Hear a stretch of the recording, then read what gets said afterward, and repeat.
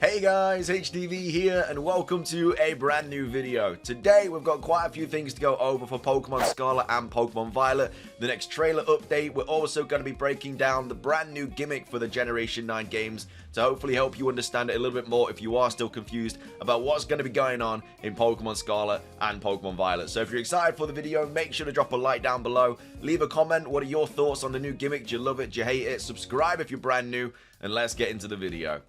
So, starting things off, I'm going to quickly go over this little trailer update. So this was something that was revealed on around the 12th of July, and it was basically screenshots of a different trailer being filmed. Now, we thought this could potentially be the next trailer that would have dropped in the Pokemon Presents or something, but that wasn't the case. We still have not seen what this is. I'm guessing it's a bit more of like an advertisement or a commercial or something like that, but this could still point towards more news for the new games in August. So this was posted by Soul Silver saying, don't forget, I know we just got news, but we did see the Pokemon Company filming a live-action Scarlet and Violet trailer in July. Is this trailer for Worlds or just a commercial? Either way, I will still be expecting at least a little more news in August. Maybe even at Worlds we could get a new Mon revealed. I mean, that's not very likely, but it definitely is something that could happen. Worlds is obviously very soon. It is this month. And so this could be some sort of like trailer that they do show at Worlds and then of course drop it for everybody else.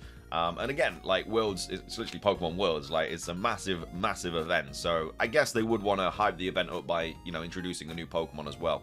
I think it'd be more hype though if they told us that we were going to get a new Pokemon, unless they just dropped it, because it gives us actually something more stuff to like look forward to at Worlds and stuff. But either way, maybe there'll be a short demo at Worlds like they did at E3 2019 for Sword and Shield. I think that could also be the situation. We got Impidimp, Piamper, and like Ness's gym in the demo, and they also allowed that to be played at like the Pokemon centers and stuff, like the pop-up Pokemon center that was in London. We did get the Sword and Shield demo there, and of course Worlds is in London again, so maybe another demo. They're not going to do a demo where you can download it on your Switch because it would just get data mined and leaked and everything like that. But yeah, they could definitely do like a small playable demo where we do fight one of the gym leaders or something. We do know one of the gym leaders, the Ice gym leader. I can't remember his name off the top of my head, but yeah, it could be a situation where, you know, we fight that or something like that. But yeah, for the first time there, it would be fun to get a few more Mons revealed like this, especially with leaks rampant. Also, Game Freak will be speaking at CEDEC, so this is something else that kind of pushed us towards new like information that we were going to get in August. So obviously this is geared towards something entirely different, but it's still important to note that they could drop some valuable info on how Pokemon Scarlet and Violet has been developed. My point is, more news, even if small, should be coming soon, and if not, like early September is a safe bet. I think it's just going to be the situation now where we get news every month, but because Worlds is happening and we also have this whole CEDEC whatever happening this month as well, I think it's very likely to get more information. And of course, this is taking place on the 25th of August. So about Pokemon model production and environment for Pokemon Scarlet and Violet. So yeah, they could showcase a new Pokemon at that. They could showcase a new Pokemon at Worlds. We still have this trailer as well. So yeah, lots of positive things to kind of take a look at for the future of trailers for Pokemon Scarlet and Violet. Anyway, now that's out of the way, let me get on to the gimmick. So the gimmick obviously was revealed in the latest trailer for Pokemon Scarlet and Pokemon Violet.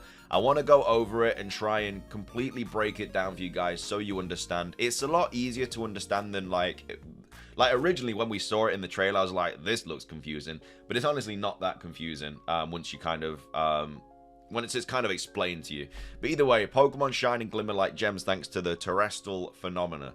So what is it? Well, the phenomena is only found in the Paldea region. It makes Pokemon shine and glimmer like gems, yada yada yada. Don't need to know anything about that. And then this is kind of what happens with your Pokemon when they have like their Terra, with the Terra Jewels. So obviously you've got like the grass one here, which is like flowers. If you get the fire Terra Jewel thingy, it's like a candle thing. And then for water, it's like a water fountain. So master terastallizing and dominate Pokemon battles. So terastallizing holds the key to victory or defeat in battles in the Paldea region. All Pokemon in Paldea can terastallize to gain a special power. So it's not like Mega Evolution where only a select few Mons can do it. It's like Z-Moves where every Pokemon is able to do it. So first, each Pokemon has a Terra type. A Pokemon's Terra type is inactive until the Pokemon terastallizes, at which time the Pokemon's type will change to its Terra type. So for example, some Eevee will have a normal Terra type, but some other Eevee have a flying Terra type. So again, I don't know if it's going to be like every single Pokemon you catch will have a different Terra type. So you could catch an Eevee in the wild that could have like the normal Terra type, or you could catch an Eevee in the wild with the flying Terra type, or the fire, or the electric water, whatever. But there are 18 types, meaning there are countless combinations of Pokemon and Terra types. I feel like that sentence then makes it a little bit more like obvious. So yeah, I do think it is where you can literally catch like any Pokemon with any Terra type, because it does say there are countless combinations of Pokemon and Terra types. So you could literally get a Quaxly with a water Terra type, fire Terra type, grass Terra type. Like, it literally just depends on, like, it's just random. Like, it's just random what Terra type is assigned to that Pokemon. So hopefully that makes it a little bit more easier to understand. So any Pokemon can have any Terra type. You just have to basically find it, which also can be a little bit difficult, because if you're trying to find a certain Pokemon with a specific Terra type, you could be there for ages trying to find it. So maybe there is a new way to not necessarily like breed the Pokemon, but maybe there's an easy way to obtain certain Pokemon with certain Terra types. Anyway, terastallizing a Pokemon allows you to enhance your battle strategies by increasing the power of any moves that have the same type as your Pokemon's Terra type, or by changing your Pokemon's weaknesses. So when to activate this special transformation and the combination of Pokemon Terra types you choose to use are all up to you. So find what works best for you to gain the upper hand in battle. So you can terastallize a Pokemon once per battle, and the transformation will last until the battle ends. So that's very important, because one of the leakers said that it would last until the Pokemon was switched out. That is not the case. It's not the case. It is actually when the battle ends. So you can return, like if I was going to terastallize Quaxly and then I returned it and then I sent it out again, it would still have that form. And then when a terastallized Pokemon uses a move that matches its Terra type and at least one of its original types, the boost to that move's power will be even greater. So let's say Charizard, for example, is a fire flying type Pokemon. And then obviously you can get a Charizard with a water Terra type, fire Terra type, electric Terra type, grass Terra type, whatever. It can have any of the 18 Terra types. But if I catch a Charizard with a fire Terra type or a flying Terra type, I use the gimmick and then I use like Flamethrower or Wing Attack, that is then boosted even more. So originally Charizard would get Stab on Flamethrower or Wing Attack because it's a fire and flying type, but then if I also have the fire Terra type or the flying Terra type on Charizard and I use either Flamethrower, flying or Wing Attack depending on my Terra type that is obviously assigned to it, it will do even more damage. So it's like you've got Stab and then you got more damage. So it's quite powerful to have a Pokemon with a Terra type of one of its original dual typings, if that makes sense. So dual typing Pokemon, I think, will definitely gain a lot more of an advantage of using Terra types, basically. And then you will also need a Terra Orb to terastallize a Pokemon. Only select trainers in the Paldea region are allowed to carry this special item. Once you terastallize a Pokemon, your Terra Orb will lose all its terrestrial energy, and you won't be able to use it again until it's been recharged. You can charge your Terra Orb if you touch crystals overflowing with terrestrial energy, or go to a Pokemon Center. So it's not like you can use it every single battle. Once you use it, you then have to go and recharge it at one of the crystals overflowing with the energy. So I'm guessing they're just dotted all around the map, or if you go to a Pokemon Center. So that's kind of like a basic understanding of it. So every Pokemon can get every single typing, but if your Pokemon has a dual type of that Terra type, then it will do even more damage. So this is a little bit more information about it here. So Pokemon Scarlet and Violet League's Terra Edition. So the image correctly shows how Terrestrial works. So we have a Magnemite here. So Magnemite is an electric steel type Pokemon, right? We all know that. That's what it gets its regular stab and typing. So if Magnemite was to use Spark, or if it was, I don't know, Magnet Bomb, it would get a boost, like a stab boost on those moves.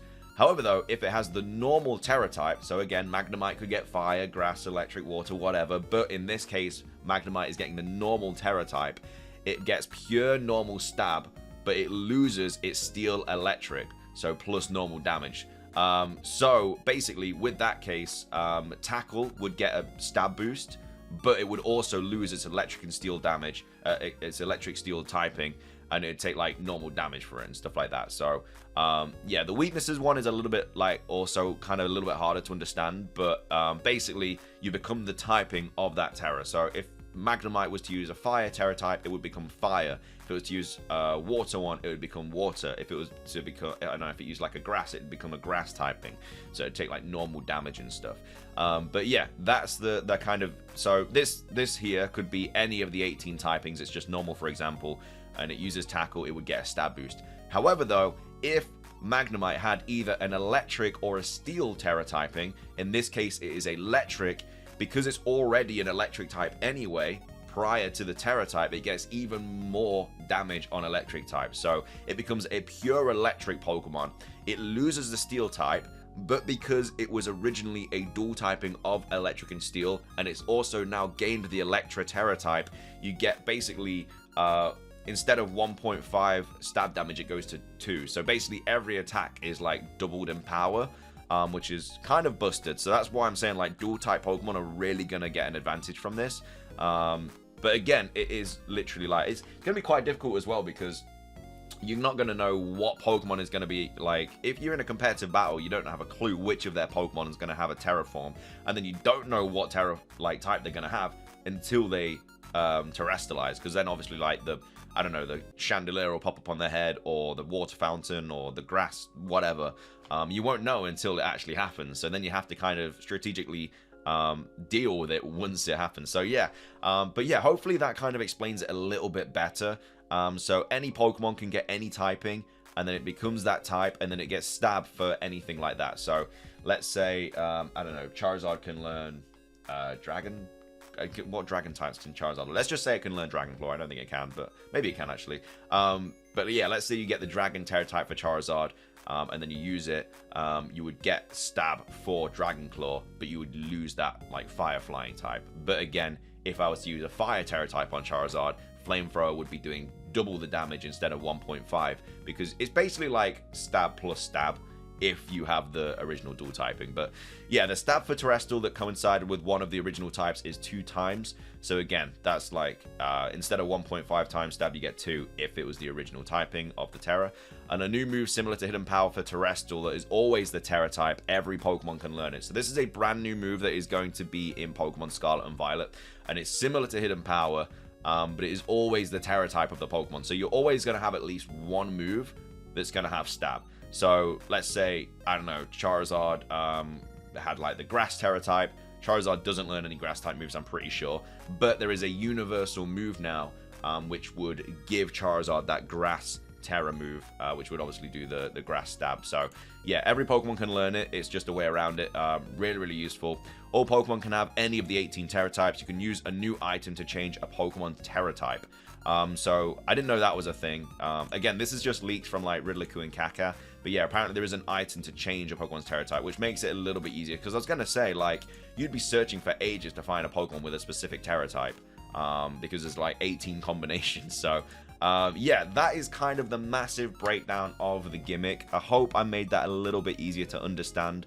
It'll be a lot easier like once the game's out and you can actually like see through it for yourself. But obviously this is early stage. Like, I mean, they have explained it, but I don't think they've explained it properly on the website. They've kind of given a small brief explanation, whereas this, I think, is a really good explanation of it here. A really good image. I actually can't remember who made this image. It wasn't Centro, so shout out to whoever made this image, doing God's work. But that is basically everything for today's video. I hope you guys enjoyed it. If you did, please do consider hitting that like button down below. Let's try and hit 500 likes. Leave a comment with your thoughts on the new gimmick. Do you like it? Do you hate it? Subscribe if you're brand new. That's everything from me, though. Have a fantastic rest of your day. And until next time, peace.